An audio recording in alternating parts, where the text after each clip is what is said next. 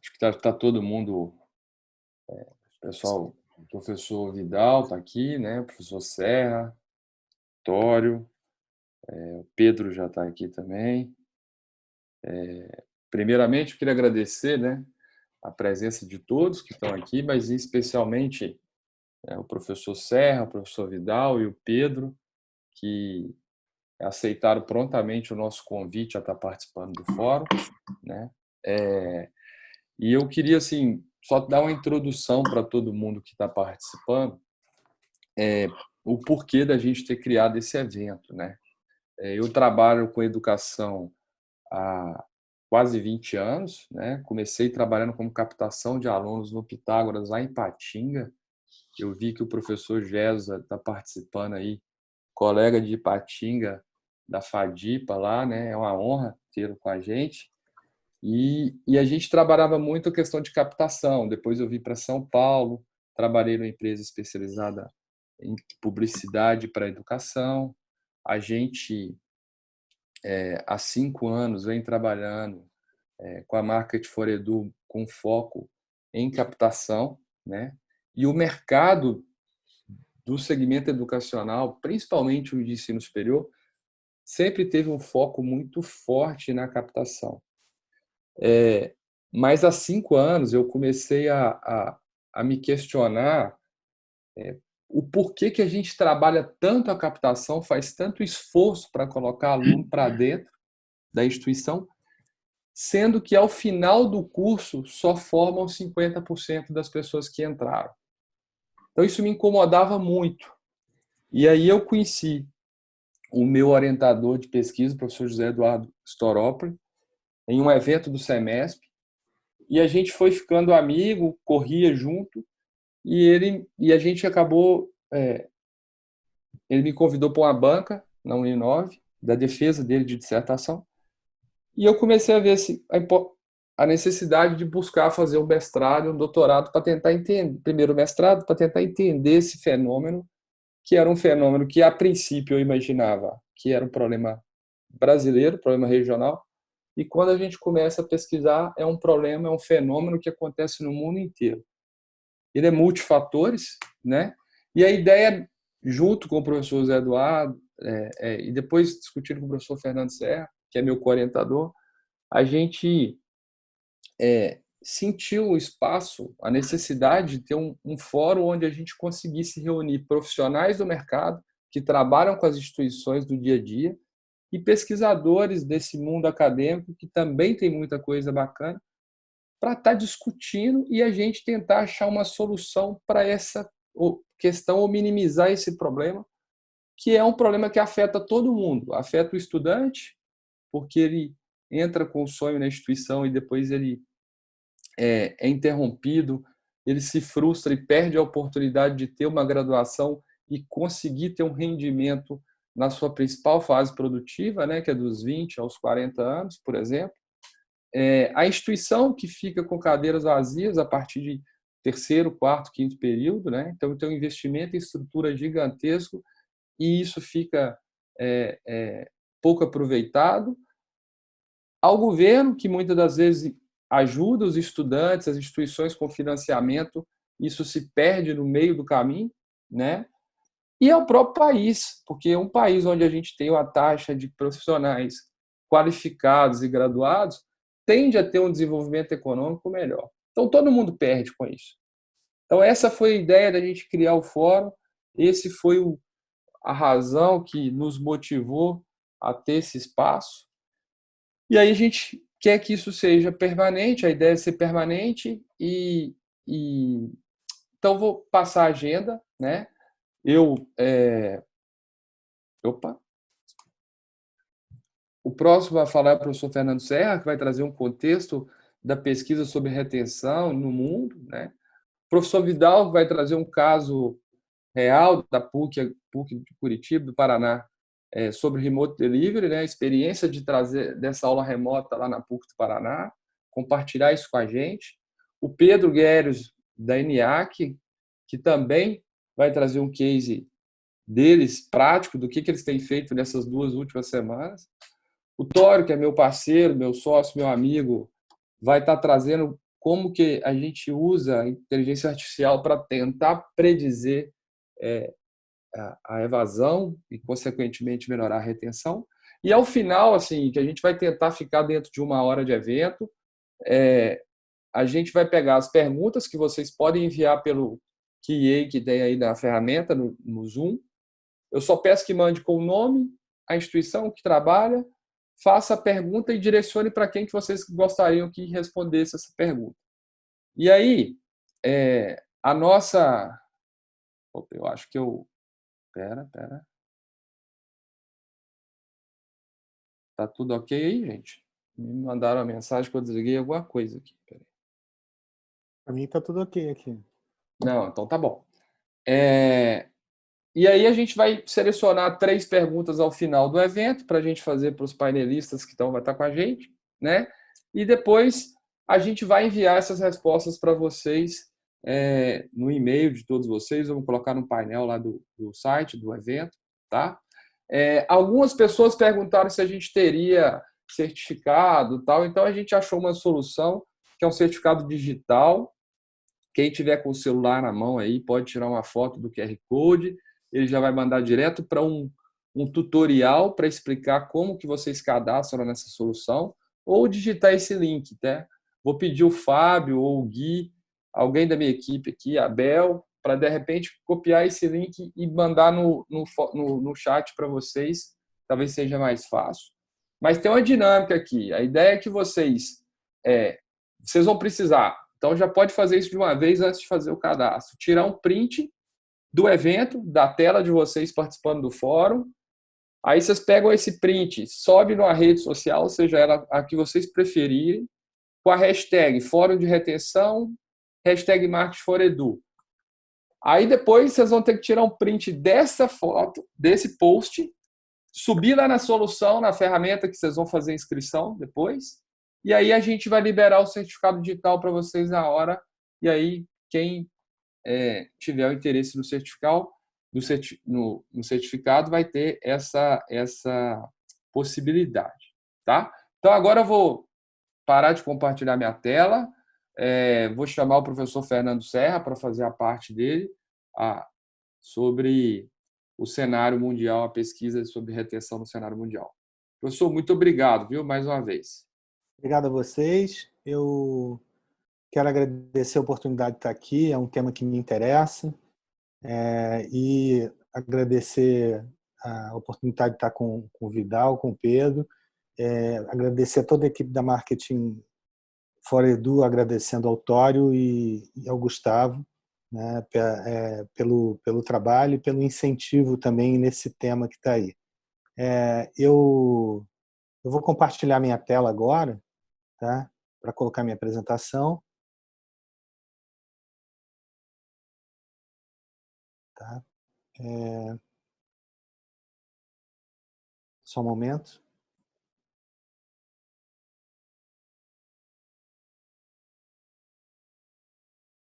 Tá, então, todo mundo vendo a apresentação?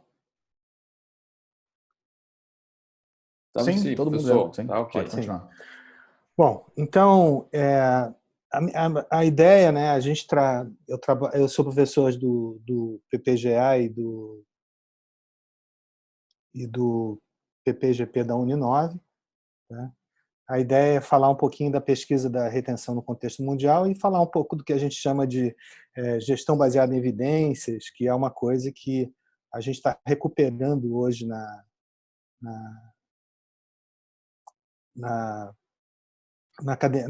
prática, né, vamos dizer assim. Vocês estão vendo o slide aí já, né?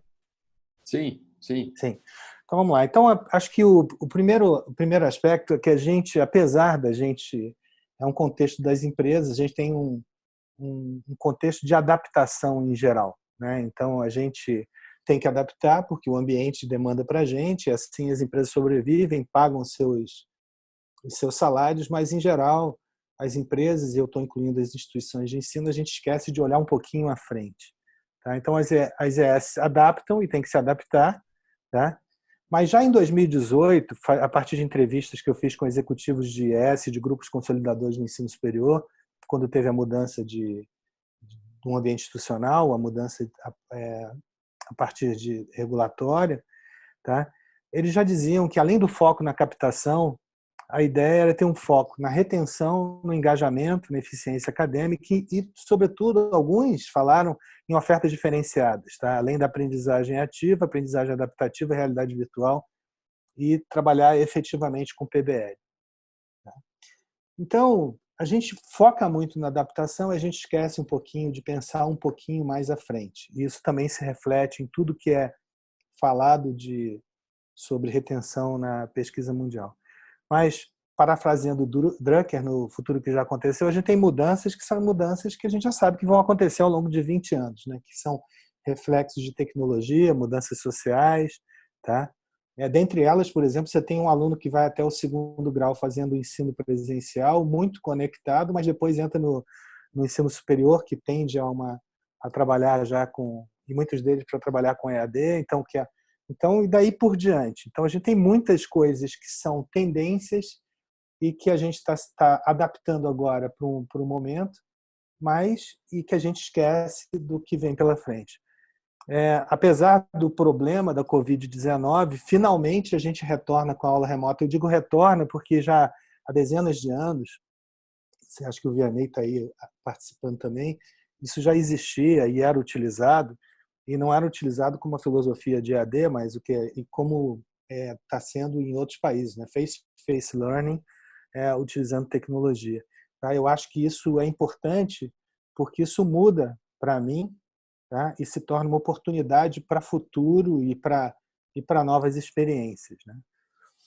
A ideia de você trabalhar com gerenciamento baseado em evidência é uma defesa que tem acontecido e ela tem se viabilizado muito por conta da tecnologia também. Tá? Então, as empresas têm não só muitos dados, tá?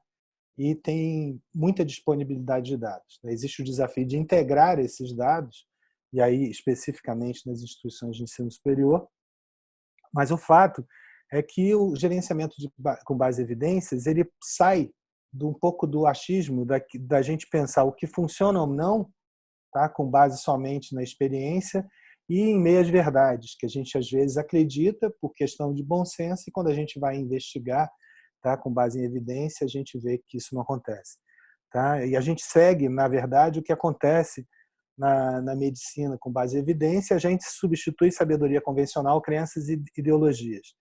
De certa forma, é algo que há muito tempo é defendido pelo professor Pfeffer e Sutton, tá? Professor Pfeffer, que tive a oportunidade de conviver, que é uma pessoa especial, mas que não deixa de fora outros aspectos, como heurística e daí por diante, intuição. Mas imagina você ir ao médico e dizer o seguinte, né? Parafraseando os dois, vou operar seu apêndice. Aí diz assim, por que você vai operar o apêndice? Eu vou operar o apêndice porque o meu último paciente foi operado e melhorou muito. Tá? Então, não fiz teste nenhum, não tem nenhuma evidência disso, mas o outro foi operado e melhorou muito, então eu vou te operar. Então, a ideia é que, em geral, os problemas surgem em novas situações diferentes. É claro que a experiência vale muito, mas não necessariamente o contexto passado é igual ao que está acontecendo, e é frágil copiar cegamente o mesmo método que a gente utilizou para alguma coisa. Tudo bem até aí, pessoal? Ok, professor. Okay. Então, a ideia é de trabalhar com fatos e dados, né, tratados de forma adequada. A gente tem uma lacuna de profissionais hoje para isso, e grande parte desses profissionais são profissionais que passam por mestrado e doutorado. Tá? E trabalhar com evidências científicas também, que é uma coisa que hoje a gente está até bem carente. A gente está aí passando por uma situação do Covid em que a gente está doido para entender o que a evidência científica traz para a gente. E essa é a ideia que está por trás disso. E quando a gente olha, por exemplo, para o que a gente vê sobre as evidências sobre retenção, a gente vê o seguinte: o problema de retenção ele é importante em países tanto desenvolvidos como emergentes. Então, é um problema M, que é um problema que os contextos culturais são universais. Por outro lado, o problema de retenção tem característica distinta entre países distintos. Então, é um problema ético, ele depende de um contexto cultural distinto e também depende de contextos específicos que se vive no ambiente. Um mito é que a principal causa da evasão é financeira. Tá? Talvez o principal motivo explicitado é financeiro, ou quando a gente olha dados em volume, o professor Zé Eduardo, comigo e com o Gustavo, a gente tem olhado os dados do censo de uma outra maneira, longitudinalmente, com técnicas mais elaboradas de estatística, e pelo fato da evasão acontecer em determinado público, você já induz que aquele é um problema financeiro, mas não necessariamente com evidência. Tá? E, por último, né, você tem também os fatores, uma evidência que a gente tem, que os fatores internos da instituição de ensino superior, eles chegam a afetar positivamente 60% ou negativamente 60% do comprometimento com o diploma. Então, quando a gente olha, o fator financeiro não é exatamente o preponderante, pelo menos nas pesquisas e nos dados que a gente tem trabalhado. Então, o que a gente tem como evidência que a gente tem trabalhado? Tá? Então, a gente teve a oportunidade de fazer um trabalho com uma base de 30 mil alunos. Tá? Foi importante esse trabalho da Marketing for Edu. Acho que também foi importante para o cliente. Tá? E nesse trabalho ficou evidenciado, né, que primeiro, teve uma grande dificuldade em integrar informações a partir de diversas plataformas de dados dentro da própria instituição, mas que o desempenho acadêmico, se for insatisfatório, o aluno evade mesmo sem endividamento. Tá? E isso é preponderante no início do curso. A gente tem que entender que, quando a gente fala de desempenho acadêmico, não é necessariamente passar o aluno, mas tinham muitas falhas acadêmicas acontecendo, pouca integração, pouca atenção ao desempenho do aluno. E quando ele permanece por um sacrifício pessoal e financeiro. A gente fez isso com a árvore de decisão a partir de aproximadamente 30 mil, dados de 30 mil alunos balanceados entre EAD e presencial. A gente pode quase que afirmar o seguinte: eu não devo dar financiamento para todo mundo, por exemplo.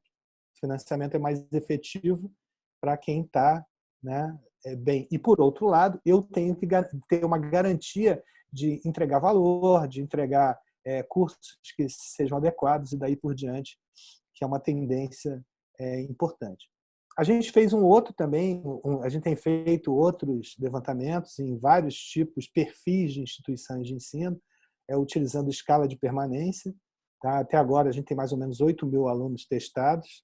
Tá? E a gente vê que os fatores internos, a integração social, que são fatores com algum controle, sobretudo o fator interno é totalmente de controle da universidade. Né? Atenção ao aluno, serviço de secretaria, acompanhamento, qualidade de professor. Tá? Então, esses fatores são de controle da universidade. Integração social pode ser controlado pela universidade. E o estresse do aluno é uma coisa que pode ter serviços de suporte. Então, a gente vê que o impacto é muito maior desses do que o da atenção financeira. Esses podem chegar a 80%, tá? E a atenção financeira, né, se ela for consequência única, ela é somente 5%. E a gente vê também, tem estudos que foram feitos com mais de 800 executivos, e a gente mostra que tem um erro ali na figura, mas que a pré-aula e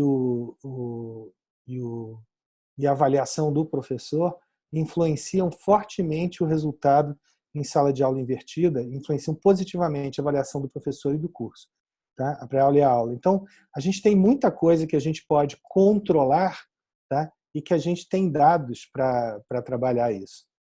Quando a gente vai olhar a pesquisa internacional sobre retenção, a gente tem um trabalho predominante, que é a teoria interacionalista do professor Tinto, de 1975, editada 6 vezes. Embora ele tenha só 15 documentos, ele tem mais de 4 mil citações acadêmicas, o que é uma enormidade.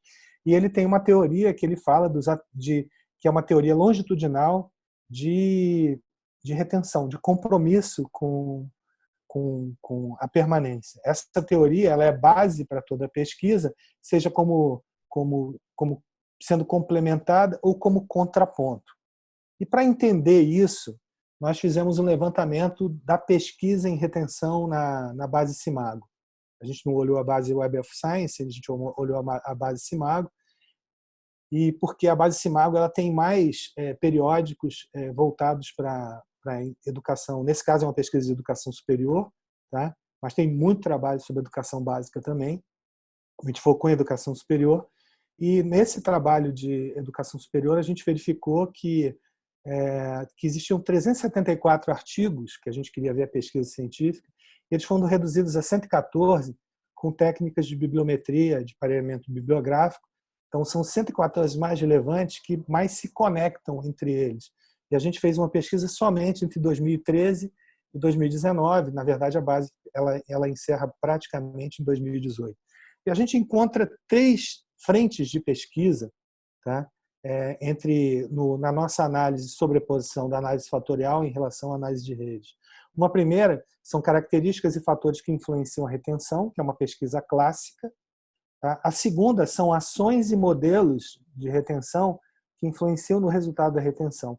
E a gente vê o aparecimento de um conjunto de pesquisas que abordam os fatores psicológicos de comportamento, como é que você influencia o aluno, né, em relação a essa retenção. Então, isso mostra quais são os caminhos que a pesquisa está seguindo. Infelizmente, a gente tem poucos artigos sobre retenção de alunos científicos no Brasil, tá, em relação ao internacional, mas eu fico feliz que nessa base 114 tem 2 artigos brasileiros publicados, e é muito difícil a gente encontrar, quando a gente faz esse tipo de trabalho, trabalhos brasileiros citados. Quais são os temas que os internacionais pesquisam e que para a gente é interessante comparar com o nosso contexto? Minorias e identidade, eles trabalham necessidades financeiras, como trabalham também aspectos étnicos. Mentoria, a influência da mentoria e sobretudo da mentoria de pares, né? Alunos mais avançados ou mais experientes mentorando alunos, serviço de suporte da universidade, o problema do EAD, da evasão no EAD, lembrando que se integração social é importante, é difícil fazer no presencial, existe um desafio de fazer no EAD, para mim factível, mas existe.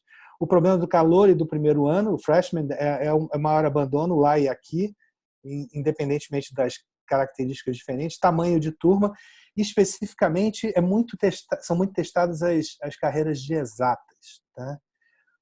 Relacionamento, né? Diversos tipos entre professor, aluno, universidade, e o efeito de financiamentos e bolsas. Então, a gente vê que praticamente todos aqueles fatores que a gente comentou ali que são importantes, eles de certa forma estão sendo trabalhados especificamente na pesquisa internacional.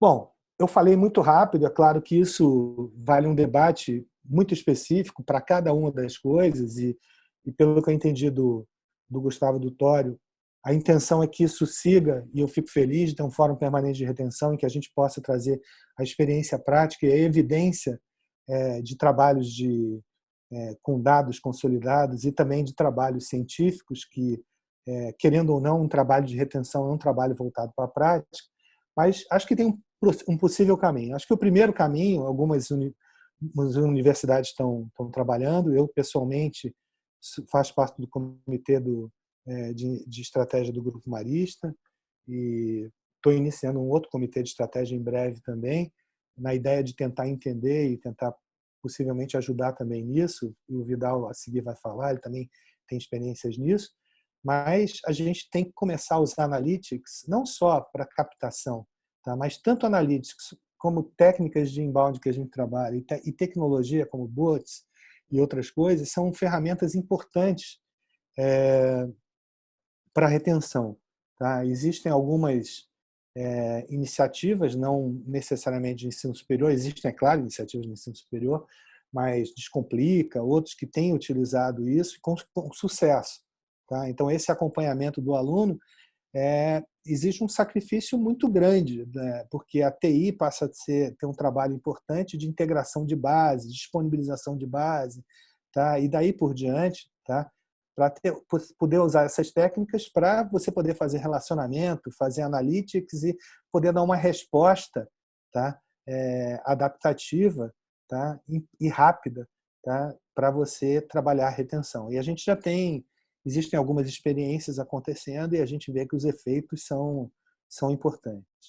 Eu acho que existe também uma coisa que pode começar, é o trabalho de integração social, no presencial mais evidente, tá? E sobretudo no primeiro ano, primeiro semestre, sobretudo, mais presença, mais integração, mais compreensão do indivíduo naquele grupo, tá? E um grande desafio no EAD por conta de mais com ferramentas para isso, né?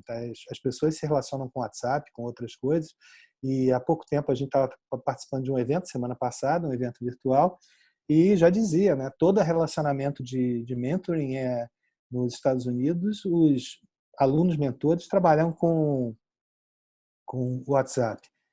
E a importância de um bom dimensionamento, planejamento dos serviços de suporte e de atenção ao aluno, muito e integrando as engrenagens. Existe uma engrenagem que é uma engrenagem interna, existe uma engrenagem de secretaria, daí por diante, existe uma engrenagem de serviço, existe uma engrenagem acadêmica, uma engrenagem financeira, tá? De administrativo financeiro.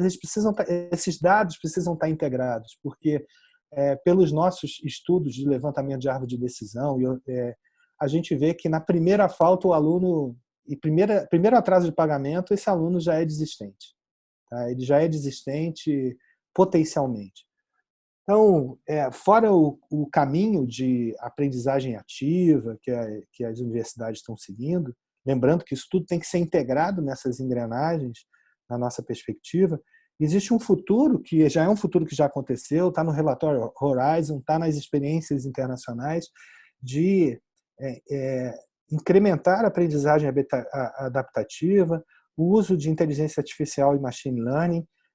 Tem a Araz, que é uma empresa de treinamento executivo, que já usa bastante isso. A gente está longe de usar isso ainda na universidade. Até onde eu sei, a PUC do Paraná já tem aí um trabalho, por exemplo, de ideia de realidade aumentada, tá, para o curso de medicina. Analytics para o sucesso do aluno, então, influenciando a aprendizagem adaptativa. Então, existe um caminho que já está sendo traçado. A gente está num momento de adaptação ainda, mas existe um caminho possível, tá, e real, com tecnologia disponível, que a gente pode traçar para seguir para isso. Bom, eu tentando cumprir o prazo aqui, eu sei que foi muita informação, mas é para introduzir um pouco o desafio da retenção e as possibilidades e oportunidades que elas trazem para as universidades de reter aquilo que já é seu, entre aspas, né? E aumentar esse índice de retenção, que também vale para o ensino básico, mas o ensino básico já chega a reter, em alguns casos, 80%, 90%, e o ensino superior está longe disso. Mas então existe oportunidade para ambos os lados. Eu agradeço. Então, passo a palavra aí para o Gustavo dar continuidade. Obrigado. Professor, muito obrigado mesmo. Realmente foi uma honra, né, poder... Eu desfruto disso toda semana, né, dessa oportunidade da gente discutir, debater sobre isso. Mas realmente para a gente, Marcos For Edu, e acho que para todo mundo que está participando, é uma ótima oportunidade para a gente estar discutindo. Agora, quem vai trazer um pouquinho da experiência do que tem feito na PUC do Paraná para a gente é o professor Vidal, que eu já agradeço mais uma vez a disponibilidade, a possibilidade. Professor Serra, eu vou te pedir para parar de compartilhar sua tela, que eu acho que ela ainda está aqui, não sei se e aí o professor Vidal vai entrar com a apresentação dele. E só para o pessoal que está seguindo aí na live, a gente está com mais de 300 pessoas participando. Lembre de tentar mandar as perguntas para a gente no QA aqui, bem embaixo. O pessoal está colocando algumas coisas no chat, mas as perguntas que forem feitas aos palestrantes, né, a gente vai tentar selecionar daqui, porque elas entram numa ordem, e aí lembra de colocar o nome, a instituição que trabalha e para quem que vocês querem, ou quem que vocês gostariam que respondesse essa pergunta. Beleza? Professor Vidal, bola está com o senhor agora. Abraço. Okay. Vamos lá. Obrigado. Todo mundo me ouve? Tá tudo certo? Tá certinho, professor. Então tá bom. Gostaria de começar agradecendo, né, Gustavo, você pelo convite, a Martin for Edu por essa oportunidade, também o Serra, que eu sei que ele me indicou aí para participar, né? Então é um prazer estar com vocês.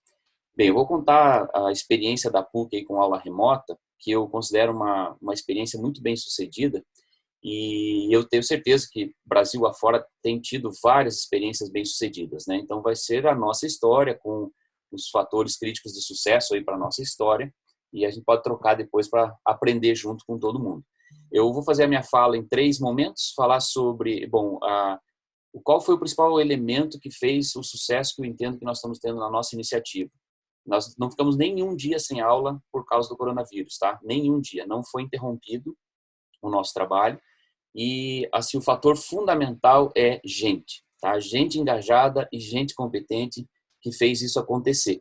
E eu acredito nisso, por isso que eu vou mostrar para vocês em 3 fases, né? A cultura organizacional e a estrutura de suporte que a gente tem, que facilitou esse trabalho, a virada para a aula remota propriamente dita, falar em detalhes disso, em um slide apenas, falar algumas outras iniciativas importantes para ajudar nesse momento, tá? São 10 slides essa apresentação, já foram 2 aqui.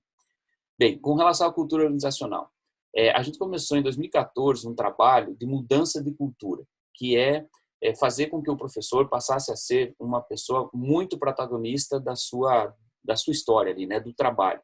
Então, definimos alguns princípios orientadores para ensino e aprendizagem com a ideia de fazer com que o professor pudesse inovar, pudesse ter muita autonomia no seu trabalho, mas seguindo uma linha de direcionamento da instituição. Por isso, princípios, né? Então, a gente não queria ninguém amarrado a algo muito pré-determinado, a gente queria liberdade para criar e para inovar, mas dentro de uma proposta pedagógica. E a gente trabalhou com vários conceitos, né? O ensino por competência, metodologias para aprendizagem ativa, isso tudo começou, então, em 2014, e criamos um centro de ensino e aprendizagem, que é um conjunto de professores muito experientes que ajudam no desenvolvimento de outros professores, a gente chama de CREARE.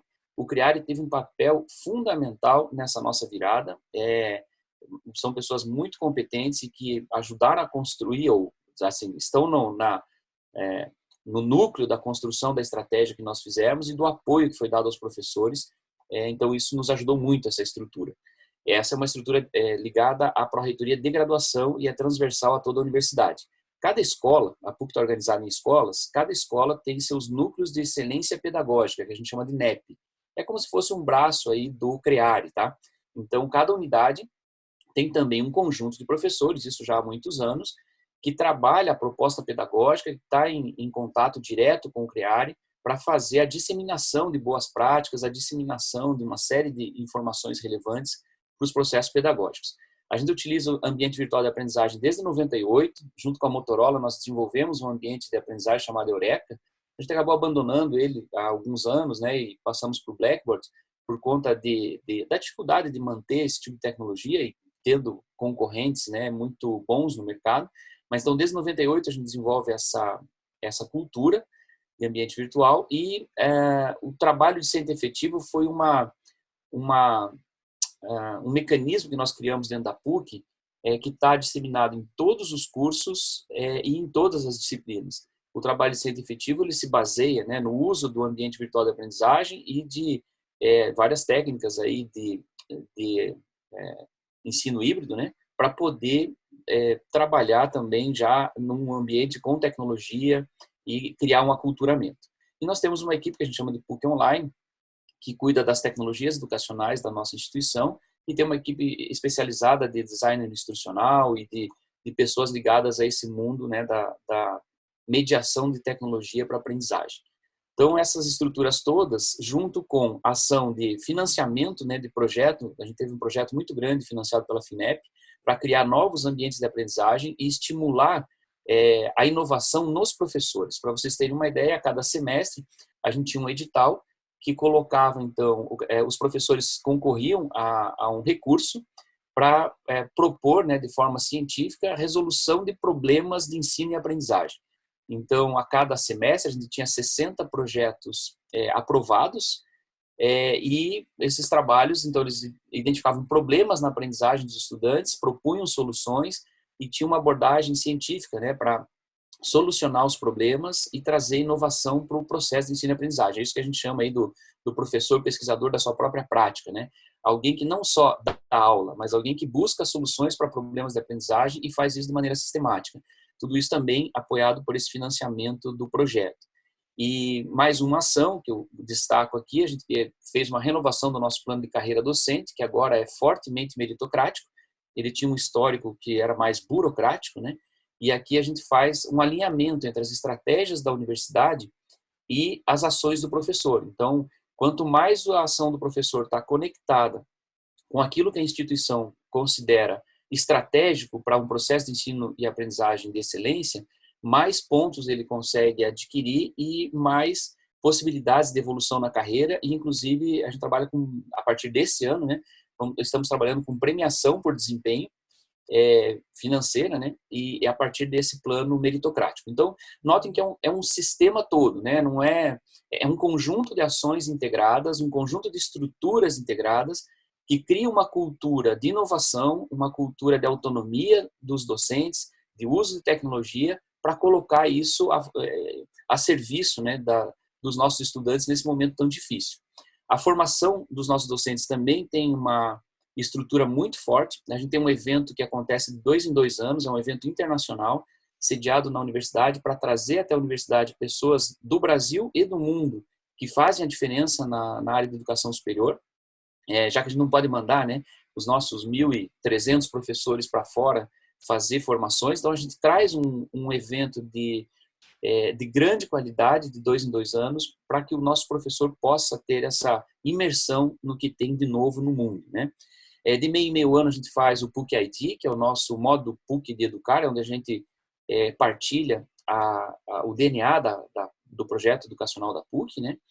Tem um simpósio de prática docente que acontece todo semestre, o Café Criare, que são momentos de partilha entre professores, que acontece mensalmente, os professores levam as situações que estão vivendo, o sucesso, o fracasso, como conduziu isso, então muita integração social entre os professores, oficinas pedagógicas e assim por diante. Então, esse todo fez com que, quando apareceu o problema, nós pudéssemos tomar essa ação. Estamos indo para a segunda parte, então, da minha apresentação, que é virada para aula remota, né?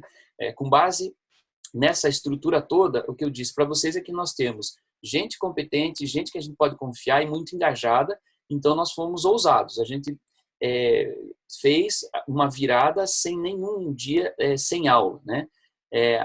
O valor básico aí foi a confiança no corpo docente e no corpo técnico. Nós criamos um comitê de crise que se reúne 3 vezes por semana para medir a temperatura do que está acontecendo na base e tomar ações rápidas, né, quando algum problema aparece.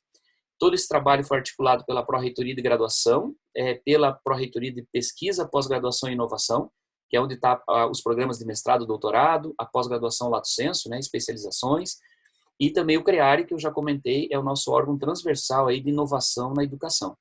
Então, essas 3 grandes áreas se articularam para montar uma estratégia em 3 dias, e vocês veem a data, né? Isso começa numa sexta-feira, 13 de março, o pessoal trabalhou no sábado e no domingo, definiu a estratégia e a gente já implantou na segunda-feira, dia 16, tá? A gente passou a ter uma comunicação muito forte com a nossa comunidade, por meio de boletins diários, a partir já da sexta-feira. Esses boletins estão disponíveis, quem tiver curiosidade, né, pode acessar o nosso site, pucpr.br/coronavírus. Nesse lugar a gente tem esses nossos boletins, a gente vai se comunicando com a comunidade.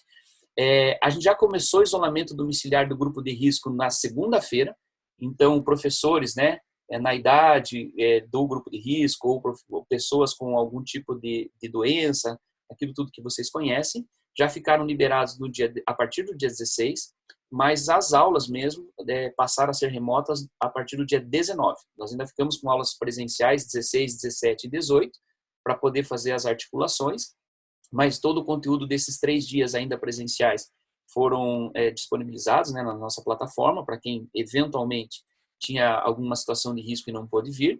E os professores, né, em situação de risco já começaram a atuar no próprio dia 16.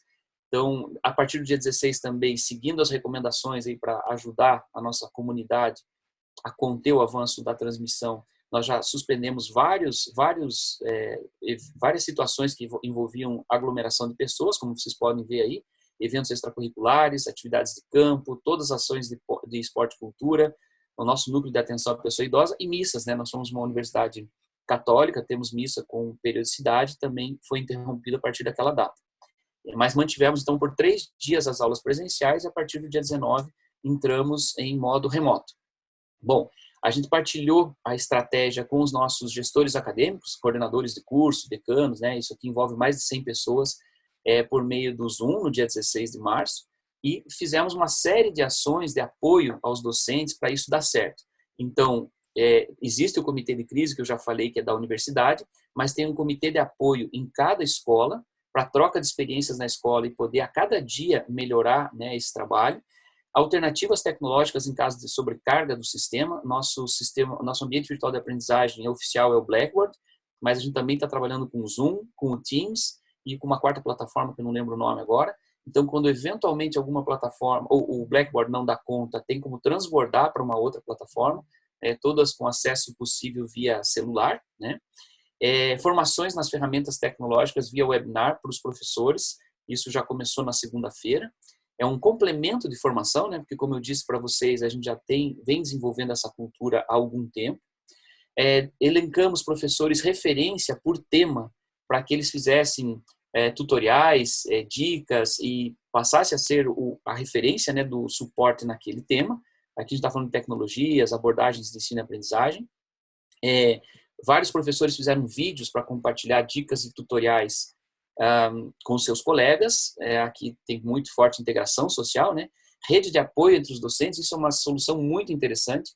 Como a gente tem um grupo forte entre CREAR e NEPs, né, que estão muito conectados com as nossas propostas pedagógicas, a gente conseguiu fazer uma relação de 1:4 em termos de mentoria, que é uma relação excelente. Assim, a gente tem cada professor que tem uma experiência maior, um domínio maior de tudo isso, faz a mentoria, né, o apadrinhamento de, no máximo, 4 professores, e com essa relação de 1:4, a gente consegue cobrir todo o nosso quadro de 1.300 professores, mais ou menos, atuando, né, e não deixar ninguém inseguro e sem suporte.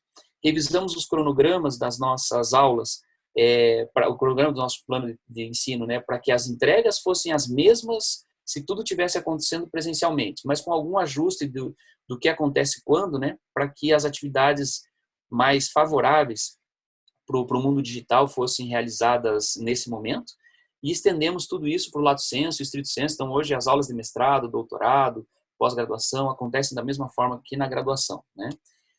O apoio aos estudantes, então a gente colocou, como eu disse, ferramentas compatíveis com o smartphone, incentivo à formação de rede de apoio também entre os estudantes. O Serra comentou agora há pouco sobre a importância da integração social, né, com 5 cruzes, lá, 5 estrelas.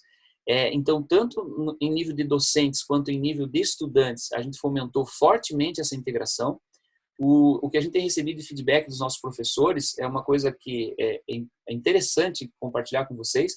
Eles percebem as salas mais cheias do que no presencial, né? O número de estudantes que participam é maior, e mais do que isso, a participação dos estudantes tem sido maior no ambiente virtual, que as nossas aulas, né, elas são aulas remotas, que a gente chama, porque elas são síncronas, com o mesmo professor, no mesmo horário de aula normal, e com interação, né, entre alunos e professores, com imagens, enfim, é uma aula normal, uma aula como outra qualquer, mediada por computador. Então, essa é a estratégia, né? Bom, comunicação intensa, como eu já falei, suporte de outros serviços.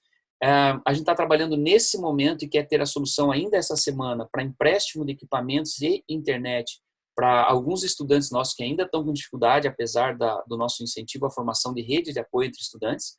Isso deve sair essa semana, um comunicado de como vai funcionar. E flexibilização no pagamento das mensalidades, né, que a gente tem que ser sensível aí ao momento. Esse é um momento que traz algumas dificuldades para algumas pessoas, e a gente também deve lançar ainda essa semana o nosso conjunto aí de possibilidades para flexibilizar o pagamento. E também um plano de reposição das atividades práticas e laboratoriais para que os estudantes, assim que voltarem para a normalidade, tenham a entrega 100% do que estava previsto, ninguém sair prejudicado, né? Também reforçamos muito o monitoramento dos serviços de tecnologia, que nesse momento são bastante exigidos, né? O Serra também falou sobre gestão por evidência. Claro que aqui não é nenhuma pesquisa científica, mas a gente estava sentindo dos professores e dos estudantes um clima muito favorável a essas medidas. Mas a gente queria ter algum tipo de evidência, né? E aí nós fizemos uma pesquisa muito simples para não aborrecer as pessoas, que é assim, tanto professores quanto estudantes que estão participando desse processo podiam avaliar o processo por meio dessa escala de 5 estrelas e colocar para nós, num campo aberto, né, alguns comentários para que sirva para uma análise qualitativa. E nós possamos ter aí alguns insights sobre quais são os problemas eventuais e como a gente pode melhorar essa estratégia.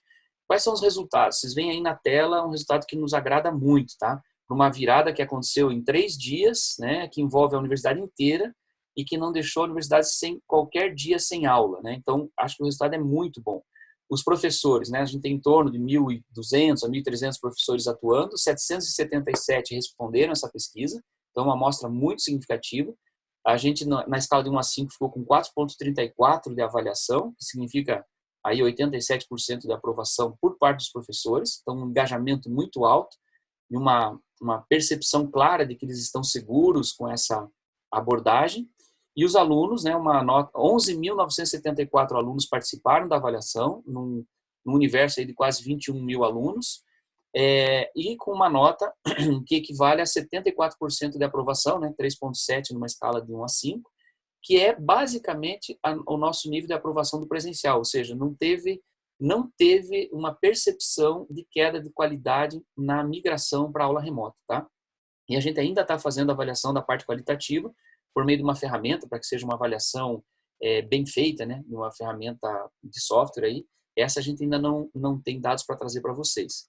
Então, indo para o meu último slide, fechando a apresentação aqui nos 15 minutos que foi solicitado, além de toda essa mudança para a aula remota, que é o foco principal da nossa conversa, a universidade tem um compromisso de ajudar a sociedade como um todo nesse momento difícil, né? E daí tem outras iniciativas, como desenvolvimento e produção de EPIs para os nossos profissionais da saúde, organização de doação de EPIs a partir de consultórios particulares que podem ajudar nesse momento, impressão de protetores, né, faciais, desenvolvimento e também produção de protetores para intubação e extubação de pacientes.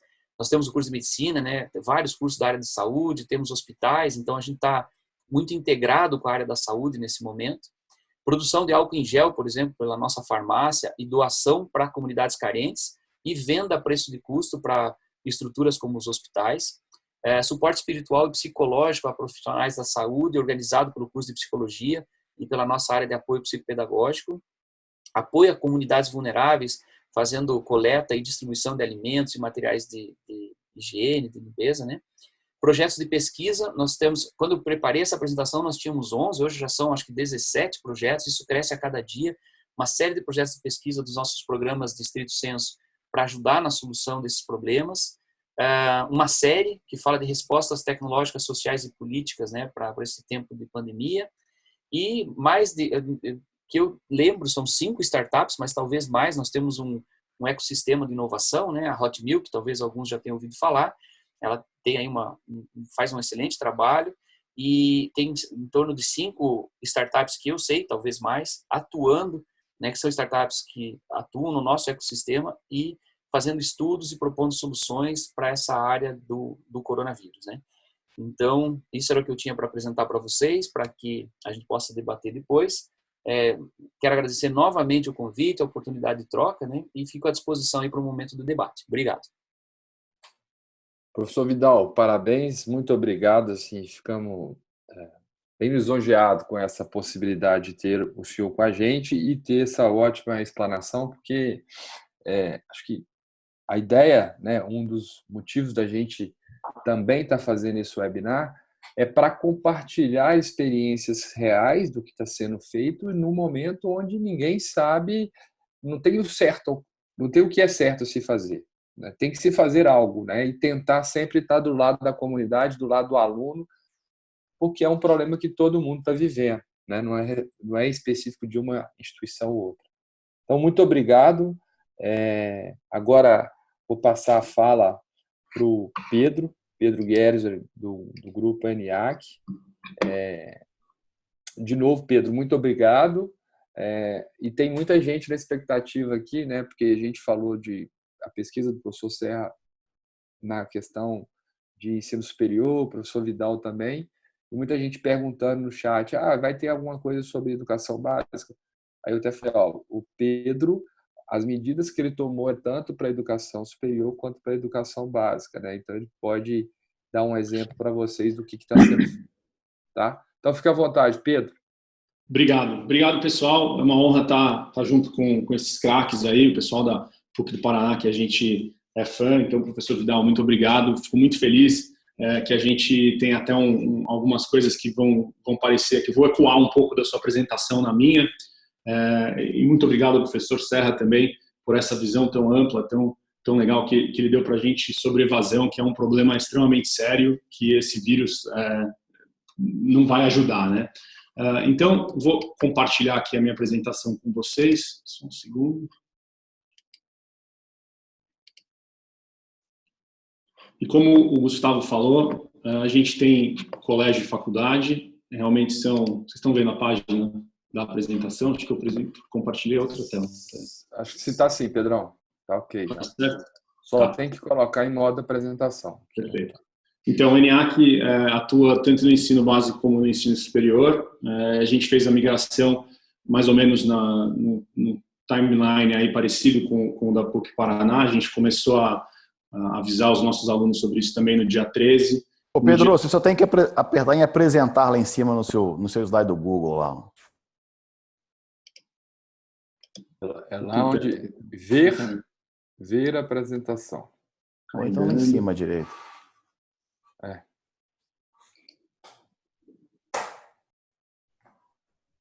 Desculpa. Enquanto ele carrega aqui, como eu dizia, a gente começou no dia 13, também fazendo esse processo todo de comunicação com os nossos alunos.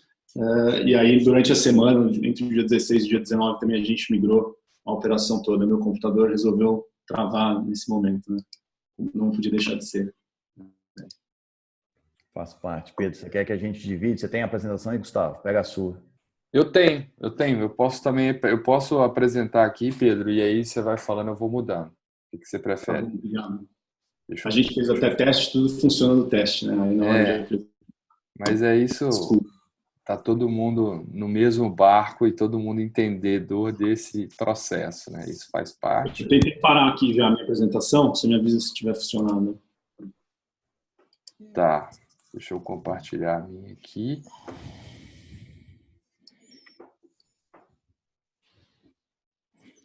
Vamos lá, vou compartilhar agora, só um minutinho. Eu estava abrindo ela.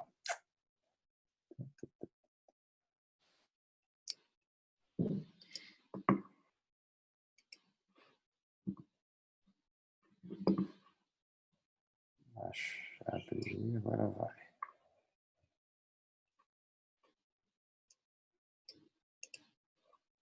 Na hora que vocês estiverem vendo aí, vocês podem...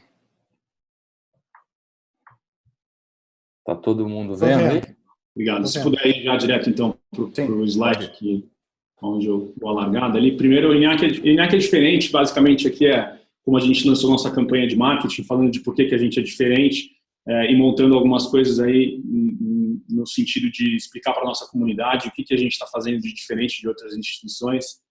Então, aqui nessa apresentação, pode ir para o próximo slide, por favor, onde eu coloquei lá, o ENIAC é diferente porque a gente se preparou para o futuro.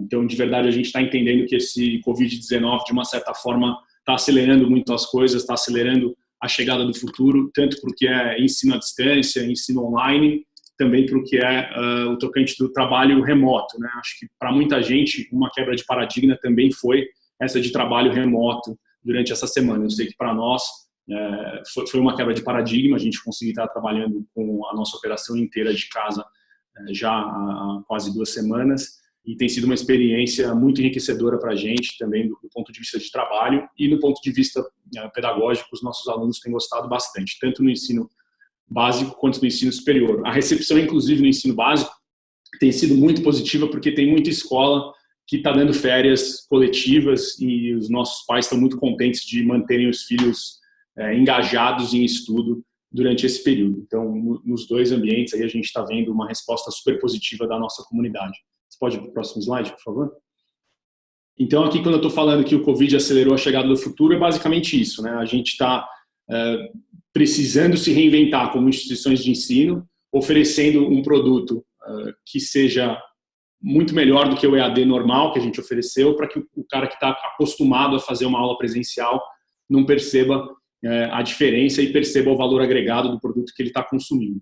Então, no próximo slide, eu vou falar um pouco de ensino à distância, e o foco aí é a palavra distância. Será que a gente está à distância mesmo? Então, muitas vezes, se você faz um FaceTime com o teu pai, você não está à distância, você está falando com o teu pai no telefone. E se você faz um MOOC para 10 mil pessoas com aulas gravadas, isso, de uma certa forma, pela legislação, é considerado a mesma coisa, né? Então, é muito importante para a gente estar entendendo que a gente está oferecendo um ensino à distância, mas a gente está muito próximo do nosso aluno. No próximo slide, vamos falar um pouco sobre comunicação, que acho que o professor Vidal falou bastante, que é em relação a toda a comunicação que a gente precisa fazer com a nossa comunidade, seja com os nossos alunos, seja com os nossos professores, com os nossos colaboradores. Então, o ENIAC também partiu para fazer páginas rápidas, onde a gente está lançando ali todas as informações necessárias para os nossos alunos, para a nossa comunidade, para os nossos professores, para os nossos colaboradores.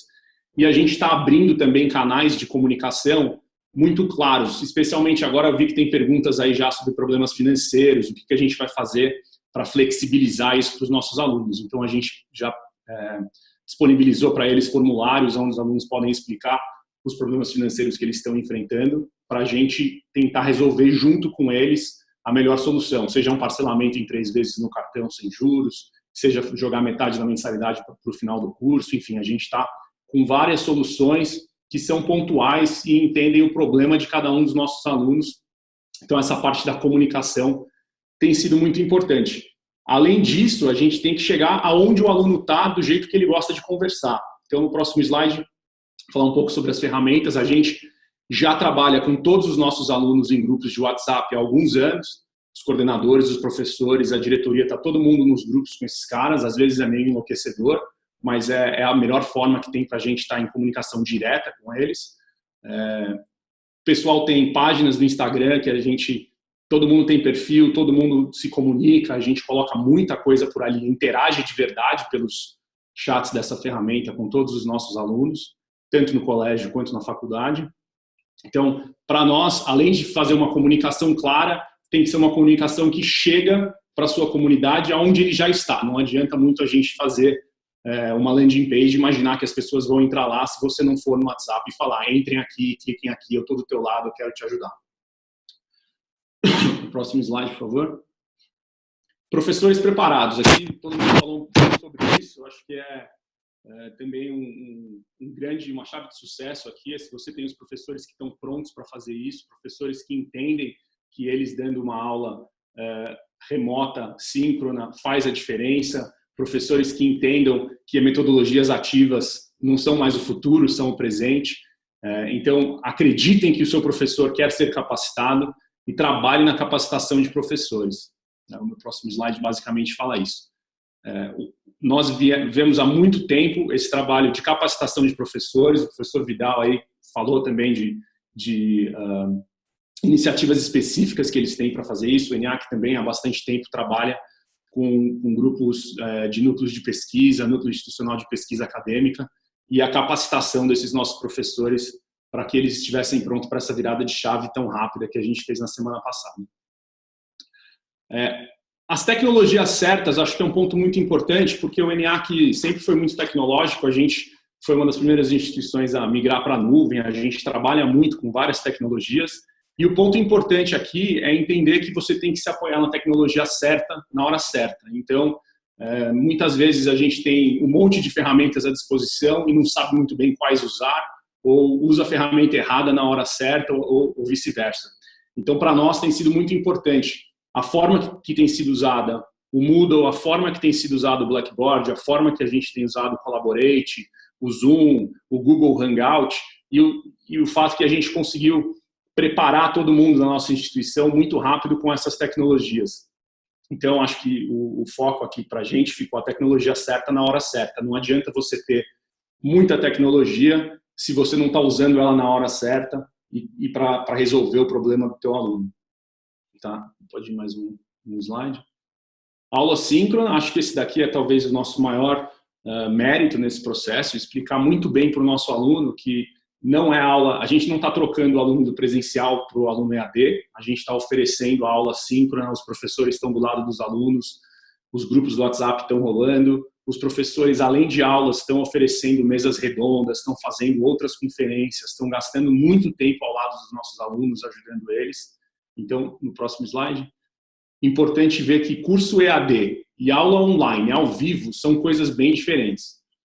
Isso tem sido muito importante para a gente comunicar para o nosso aluno também o fato financeiro, para ele entender que não é que eu estou pegando ele do meu curso presencial e jogando ele para o meu curso EAD, onde ele pode acessar slides e ele vai ter uma prova e ele que se vire. Não, muito pelo contrário. Eu estou do lado dele, a aula é online, é ao vivo, é quase olho no olho, como a gente pode ver aqui, se você abrir o microfone e tivermos uma conversa, vai ser tão boa quanto se a gente estivesse tendo essa conversa pessoalmente. Então, tem sido muito importante mostrar para a nossa comunidade isso e engajar alunos, professores e administração nesse sentido de que o que a gente está fazendo na migração não é só uma virada de chave e jogando todo mundo para um curso EAD antigo, digamos assim. É uma aula online ao vivo. Próximo slide. Então, para falar de alunos engajados, acho que é muito importante a gente lembrar que, apesar da inadimplência, da evasão ser muito alta no Brasil, do número de pessoas que terminam o curso ser alto, o nosso aluno, ele quer ser engajado, né? Se ele não quisesse ser engajado, ele não tinha se matriculado. Então, é muito importante a gente pensar que é a nossa responsabilidade de engajar esse cara que já veio para a gente falando, vem, me ensina, quero aprender com vocês. Tá bom? Então, o próximo slide eu basicamente estou falando isso. E aí, no último slide da minha apresentação, eu tenho uma frase que, para mim, é emblemática do Peter Drucker: a melhor forma de prever o futuro é criá-lo. Então, a gente está sendo jogado nesse futuro, mas no NA que a gente acredita que a gente criou esse futuro de uma certa forma. Então, a gente se preparou para estar aqui, se preparou para chegar dessa forma, e esses são os meus 5 pontos chaves. Aí, diminua a distância, que também bate com o meu último de aulas síncronas ao vivo, comunique-se com clareza com a sua comunidade, use a tecnologia certa na hora certa e conte com professores bem preparados. Gaste dinheiro, gaste tempo preparando o seu professor e contratando professores que querem trabalhar nesse século XXI. Isso aí vai gerar os alunos engajados que todo mundo quer.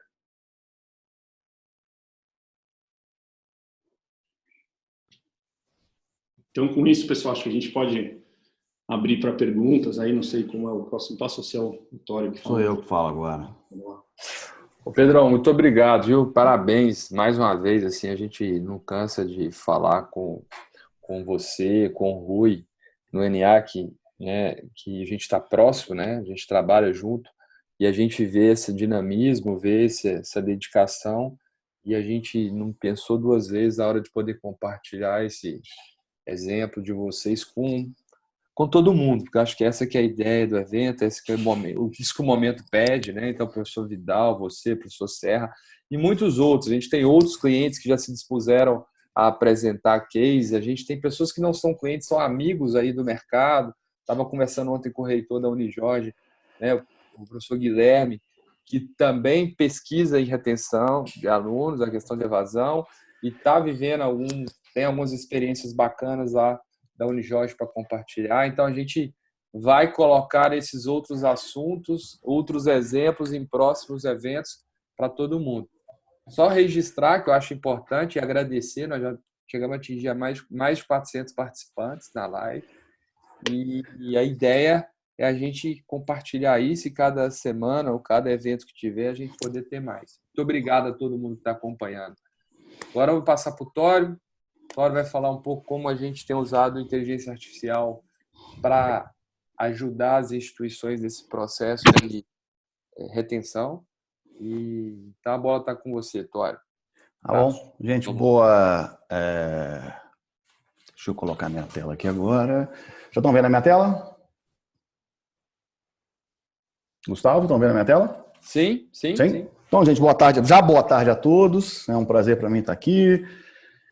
De novo, obrigado, Pedro. Obrigado, Vidal. Obrigado, Serra. É um desafio para mim falar depois de vocês. Estou aqui ansioso, com medo de falar, mas vamos tentar. Quero falar um pouquinho sobre AI, né? Ou seja, eu trabalho com o Gustavo há alguns anos, e falar um pouco sobre uma coisa super complexa que é a AI. E, afinal de contas, gente, o que é AI? Como funciona uma AI? Principalmente em predição de retenção. Como funciona a inteligência artificial para isso? E tem uma forma que a gente explica aí, que eu acho que é a melhor forma possível para explicar e mais simples possível, que eu acho que todo mundo entende essa forma com clareza. O que a gente faz, guardada a proporção, é mostrar uma foto igual essa aqui e falar para o computador, falar para a machine learning. Isto é uma sala. Eu não falo para ela que o sofá é uma sala, que uma mesa é uma sala, que uma cadeira é uma sala, que um sofá é uma sala, que uma mesa de centro é uma sala. Eu não falo nada para ela, eu só falo, isto é uma sala. Depois eu pego uma outra foto e falo, isto também é uma sala. Eu pego uma outra foto e falo com ela, isto também é uma sala. Depois eu pego uma outra foto e falo, isto não é uma sala, isso é um quarto. E depois eu pego uma outra foto e falo com ela, isto é uma sala. Eu faço isso algumas milhares de vezes. Só que eu não faço isso, no caso nosso, de predição de evasão, eu não faço isso com uma sala, eu faço isso com um aluno. Eu pego os alunos que se matricularam, pego, neste caso aqui, são 78 fatores, aqueles que o Serra mostrou lá no começo, que influenciaram nele a bolsa, valor da bolsa, quantidade de desconto que ele teve, quantidade de pagamentos que ele fez, quantas vezes ele faltou, quantas mensalidades ele faltou, quantas vezes ele acessou o Blackboard, quantas vezes, qual modalidade que ele foi, qual ano que concluiu o ensino médio, qual a média dele. Eu jogo todos esses fatores sem nenhum tipo de dado pré, sem nenhum tipo de pesquisa, sem nenhum tipo de dado anterior e faço um binário, simplesmente isso. Se ele renovou ou não renovou. Ele entrou com dado de 2018 e eu pergunto, e eu informo a máquina, esse sujeito que matriculou em 2018 renovou em 2019, entrou em 2018, renovou em 19, 2 ou não. Simplesmente eu ensino isso para a máquina. Quando é 1, é que ele, neste caso, ele não renovou, ele evadiu. Quando é 0, ele renovou. E simplesmente isso. E eu jogo isso para a máquina. Só que eu faço isso, primeira vez no primeiro treino, ela vai entender e ela sozinha, a máquina sozinha vai aprender, que chama de treinamento de máquina. Ela vai montar uma série de algoritmos que ela vai entender sozinha e vai nos informar qual é a conclusão que ela chegou, quais são daqueles 78 fatores originais que influenciaram para aquele aluno evadir ou não evadir. Aqui, neste caso, é o Watson. Ele, neste caso, especificamente deste cliente, ele gerou 8 algoritmos para a gente, diferentes, em que ele analisou aquele treinamento inicial e ele escolheu o 8º algoritmo como algoritmo que, no entendimento dele, entendeu melhor aquilo.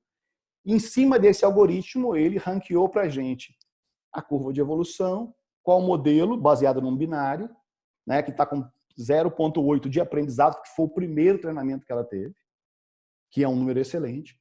Então, ele tem uma chance de acerto determinada. E ele, então, foi treinando a máquina, e a máquina falou, olha, neste caso, olha, 15% qual é a mantida, né? Essa instituição ela tem mais de uma mantida, né? A modalidade, o código do curso, depois a modalidade, uma variação da modalidade, o número de faltas, o curso de interesse, e a máquina também, depois de alguns treinamentos, ela começa a criar fatores novos. Além daqueles 78 originais que a gente carrega nela, ela começa a criar novos elementos. Ela criou, por exemplo, uma tangente do DH de interesse de graduação. E ela vai criando uma série de novos fatores e ela vai cruzando esses fatores para nos informar o que está influenciando aquele aluno a evadir. E a gente pega esses números, então, vai treinando a máquina, que aqui ela já está no segundo semestre, ela já aprendeu do primeiro semestre, já está treinando no segundo semestre. Em cima disso, a gente pega aqueles fatores que ela nos informou, isso, de novo, repito, sem nenhuma pesquisa. Aqui a gente não põe nenhum, que a gente chama nenhum de preconceito na máquina. A gente simplesmente deixa ela informar para a gente o que ela entende como isso. E a gente vai e cria as réguas de predição dentro do, por exemplo, do HubSpot que a gente usa. A gente vai e começa a criar, por exemplo, réguas para a gente entender. Essa aqui é uma régua de agora, com a questão do Covid. A gente vai criando as réguas de predição baseado nos fatores que ela entendeu naquele momento que tinha mais chance de evasão, e a gente começa a fazer réguas. Por exemplo, sábado agora de um cliente nosso, em pleno sábado, foi disparado 4.703 e-mails, porque ela teve uma predição que essas pessoas podiam evadir. E a gente vai prevendo isso de uma maneira inteligente. Agora, e aí ela começa a criar ações. Ela fala, ó, liga para esse sujeito, porque esse sujeito tem uma chance maior de evadir. Aqui, no caso, é uma aluna que tinha uma chance muito grande de evadir. Então, a gente vai criando ações em cima de um preditivo que a máquina nos fez. Só que a máquina, ela continua aprendendo. Porque a gente continua devolvendo para ela esse aprendizado. Porque quando a gente começa a alimentar a máquina, literalmente ela é uma criança. Ela tem uma chance de erro muito mais alto no começo. Então ela fala, olha, esse aqui tem uma chance de evadir, esse aqui tem chance de evadir pouco. Mas acontece de que um que não tinha chance de evadir, evade. E aquele que tinha chance alta de evadir, não evadia. A gente vai começar a contar para a máquina de volta. Online, fala, esse não evadiu, esse evadiu, esse não evadiu, esse não evadiu. A gente começa a fazer isso online com ela, de acordo com as ações que nós estamos fazendo. E aí ela vai começando a aprender diariamente, o tempo todo. E aí ela começa, de novo, é uma outra ferramenta que a gente usa, ela começa a devolver para a gente algumas análises em tempo real, de aprendizagem que era impossível fazer humanamente, com a inteligência artificial. E aí ela volta, ela faz o que a gente chama de espiral de aprendizagem, ela começa a falar quanto mais próximo do centro, mais a chance de evadir. E ela começa a combinar fatores. Então, aqui no caso, ela pegou uma combinação de fatores que o nível de curso de interesse, o interesse em graduação, o intake que ele veio, porque são todos os alunos, combinado com o curso, o pipeline, o campus, a quantidade de pagamentos até o dia 5, o curso exclusivo, o formulário, o recrutador, a forma de ingresso e o preditivo de 2019-2, ele tem uma chance maior de evadir.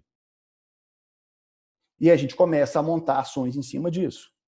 E aí ele começa a montar para a gente, por exemplo, um gráfico como esse, em que ele fala quais são os fatores que influenciam diretamente, mas quais são aqueles que têm uma influência não direta. Então, para manter esses alunos aqui, o nível do curso de interesse não é direto, mas o mantido é menos um pouco. O Estado, olha, ele tem 3 graus para chegar no que a gente precisava. Então, esse aqui tem um fator menor, mas mesmo assim ele tem influência no processo final. Fazer isso aqui, gente, humanamente na mão, Excel é impossível. Então, a gente precisa de ter análises e respostas o tempo inteiro para que ela vá alimentando o processo o tempo todo para a gente. E, em cima disso, ela vai criando modelos. E ela mesma começa a fazer recomendações para a gente. As recomendações são em inglês no momento, porque a gente usa uma ferramenta que só responde em inglês. Mas quando a gente pergunta para ela o que eu posso fazer com a presença, com acesso no Blackboard, ela começa a nos dar informações preditivas.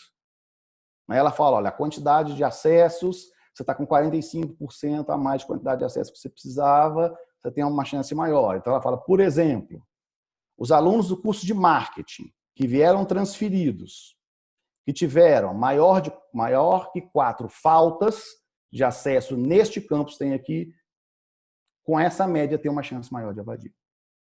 E aí a gente vai lá e cria uma ação para controlar isso. O próprio sistema cria uma ação para controlar isso. Tá? Bom, eu falei rapidamente, eu não tinha muito tempo, mas era só para a gente dar um modelo, ou seja, de como a gente consegue hoje usar aí para fazer isso. Nos exemplos acima, a gente usou Python para modelar os dados. Então, a gente tem um time hoje só para trabalhar o dado em Python.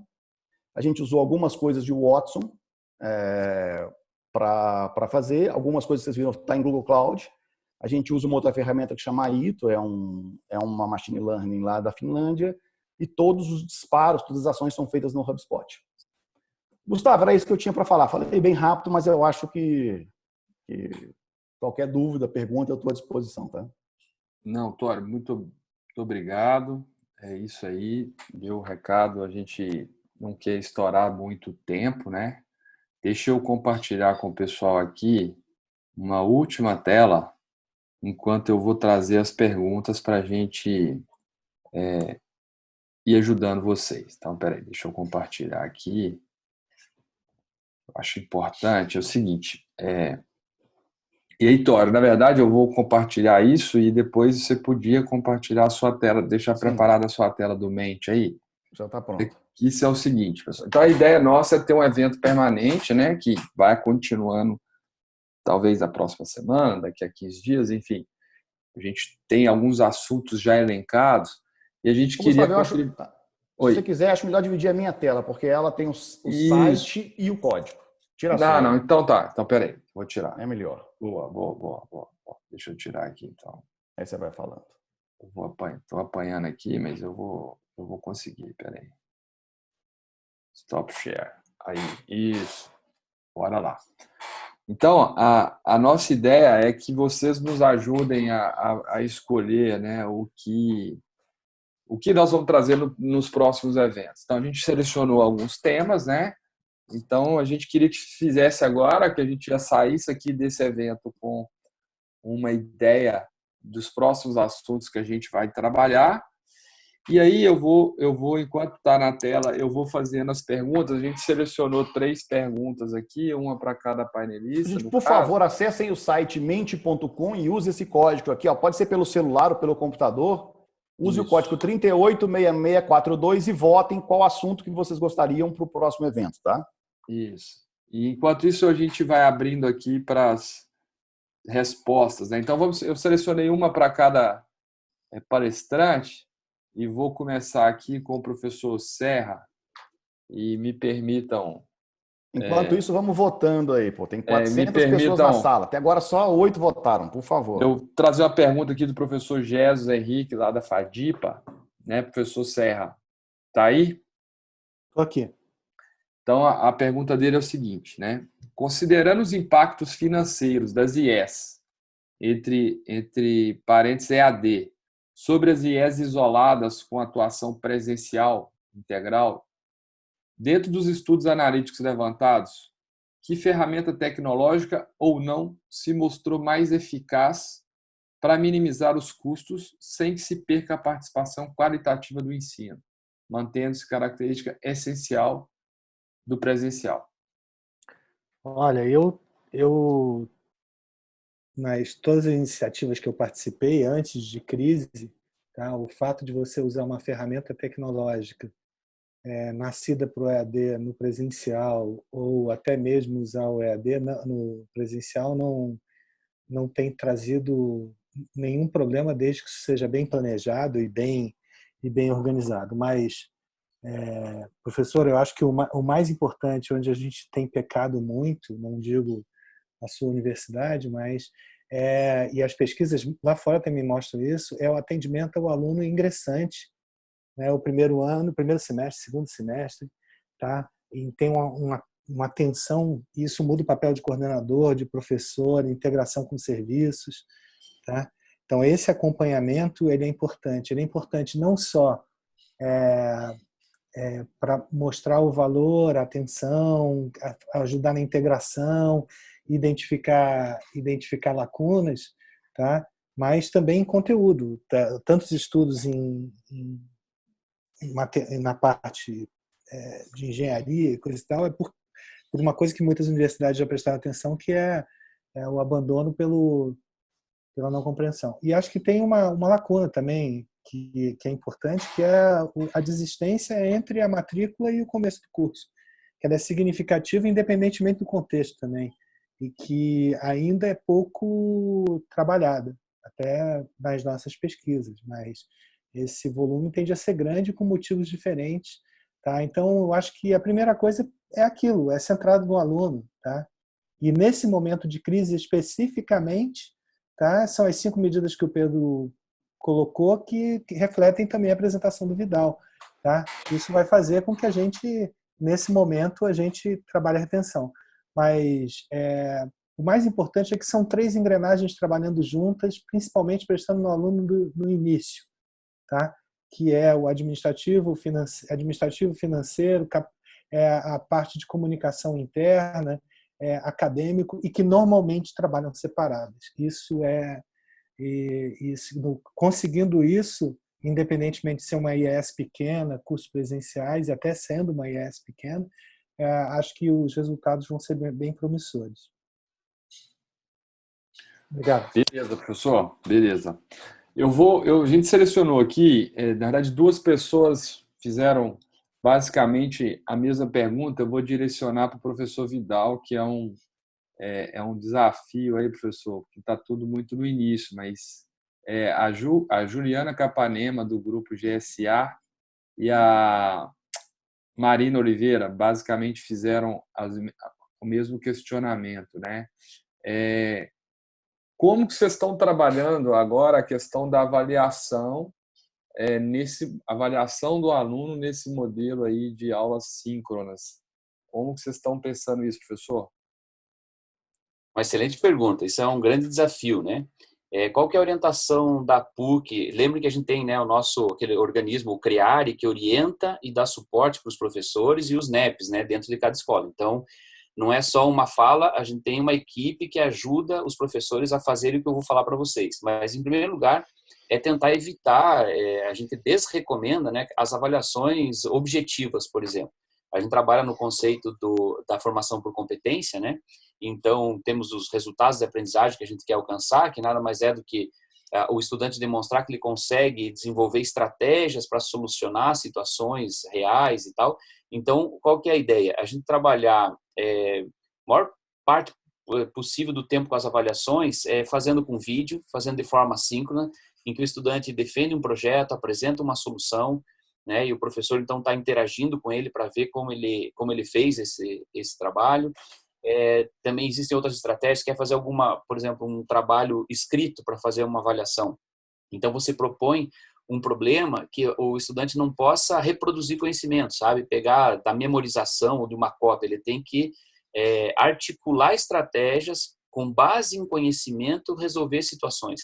E aí você dá um tempo limitado, você pode inclusive variar o cenário para cada estudante, né?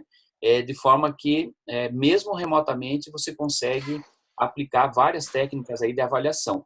Nós temos até para quem tem curiosidade nesse tema, nós traduzimos um livro sobre avaliação, que traz uma série de técnicas de avaliação, tanto em ambiente presencial quanto em ambiente online, né? E isso tá pela nossa editora, a PUC Press, né? Tem toda uma base teórica para isso. Então, é um tema desafiador que nós estamos avançando. A gente não se considera ainda, né, os super especialistas no tema, mas estamos enfrentando esse desafio com o apoio dos professores. Aí acho que vamos ter sucesso nessa abordagem. Beleza, professor. Muito obrigado. E aí, Pedro, eu selecionei aqui um questionamento mais assim para a questão da educação básica, né? O Caio Bianchi, né, que trabalha com educação básica, lá da Baema, questionou assim: como que fica a educação infantil? As dificuldades de implantar o EAD não são poucas, desde as restrições legais. Como que vocês estão conseguindo fazer isso no ENIAC? Como que está o feedback de pais Legal. nessa Eu, questão? como pai de uma criança de 5 anos, acho que posso falar um pouco também sobre como isso tem funcionado até na minha casa, né? Eu acho que o que tem valido bastante para os pais dos nossos alunos do ENIAC, o que eles têm falado muito bem, é o que eu comentei na minha apresentação, que é manter as crianças ocupadas, é manter a criança com algum tempo que no dia que ele está ali em casa, ele precise ter uma tarefa para fazer, então entrar no computador, assistir uma aula, conversar com a professora e com os colegas, e a professora passar tarefas que ocupe esse aluno, seja isso uma tarefa de simplesmente fazer desenhos, construir alguma coisa com Lego e apresentar para os colegas, tarefas de acessar o Khan Academy e completar lições de matemática, tarefas de pegar papéis e os pais mesmo criarem ali aquele negócio de você alfabetizar o aluno, né? A, T, O, o que é isso aqui? Tem um gato, que letra que vai no começo? Vai um G.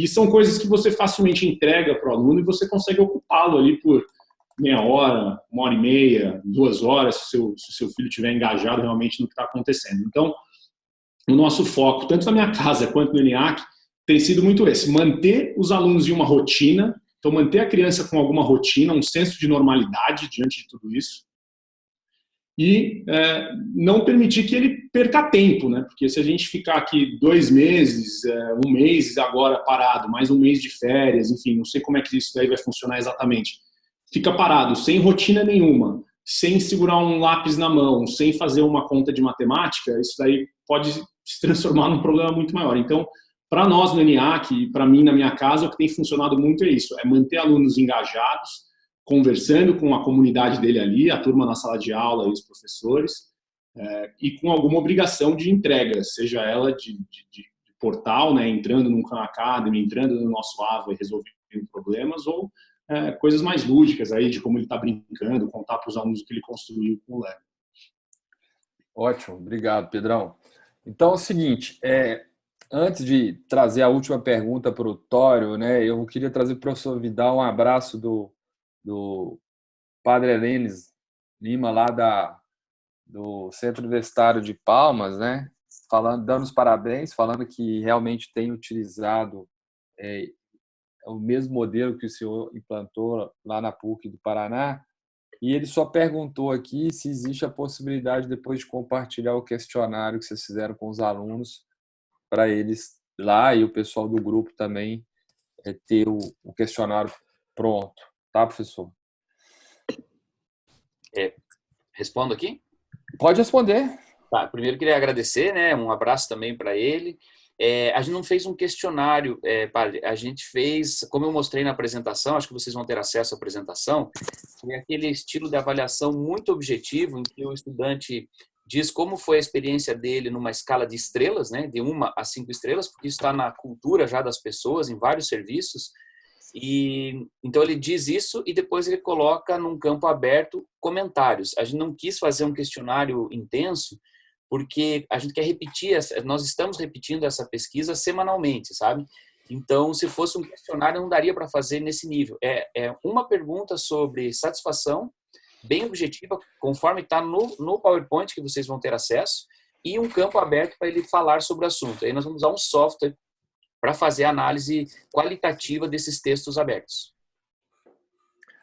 Beleza, professor. Então, agora eu vou fazer a última pergunta para o Tório e reforço a todos os participantes. Obrigado, realmente foi uma honra. A gente teve mais de 400 pessoas participando com a gente durante todo o evento. E a gente teve gente até de fora do Brasil, então estou trazendo uma pergunta aqui do Gustavo Coronel, que é gestor de EAD da LIAT do México, tá lá de Boca Raton acompanhando o evento. E ele mandou uma pergunta que eu vou direcionar para o Tório, ele mandou a questão de que ele coloca o seguinte, Tório, o WhatsApp é uma ferramenta de comunicação de poder. Como vocês transferem os dados originados pelo WhatsApp para gerar análise de dados para tomada de decisão? Tá, boa pergunta. Gustavo, aí assim, não é a mesma AI que eu mostrei aqui, né? Aí é uma AI de interpretação de linguagem humana. Aí usa NLU. O problema, em espanhol, você tem uma vantagem que o Watson fala espanhol, a NLU do Watson fala em espanhol. Só que, por exemplo, no caso do Brasil, ela não fala português, ela não entende português. Então, você tem no Brasil há alguns problemas. Já a do Google, sim. A machine learning do Google fala português, a NLU dele fala português. Então, você tem que transferir para a NLU. E na NLU você tem que puxar o dado, mas na LU você consegue entender as intents e aí você consegue fazer análise do dado para entender. Mas em português é só na do Google, no Watson não. Tá ok, Tório. Então, pessoal, muito obrigado. Está aqui o resultado dessa enquete que a gente fez com vocês, né? Árvore de decisão para identificar os fatores de evasão e impactos financeiros para IES foram os assuntos que as pessoas têm mais interesse em ouvir, de repente, para o próximo. Nós vamos trabalhar para tentar entregar isso para vocês no próximo evento. Agradeço muito, mais uma vez, né, 1h30 de live. A gente sabe que está todo mundo em casa ou à distância, a gente acaba trabalhando mais, são reuniões atrás de reuniões, então é uma honra mesmo ter tido vocês. A gente vai mandar o NPS para vocês depois desse evento, assim que a gente finalizar. Seria bacana ter um feedback para a gente entender o modelo, entender se vocês gostaram, para a gente continuar com esse formato. E em breve a gente já comunica a todos os participantes e ficam à vontade de compartilhar o evento, o próximo evento com quem vocês quiserem, porque a ideia é ter um fórum realmente onde a gente possa trazer essas questões que estão ligadas diretamente à questão da retenção de aluno, tanto no ensino superior quanto na educação básica. Vamos trazer case de educação básica também em outras oportunidades. E eu queria mais agradecer ao professor Serra, ao professor Vidal, ao Pedro, ao Tório e a todo mundo, né, que participou ativamente desse fórum com a gente. Muito obrigado mesmo. Abraço.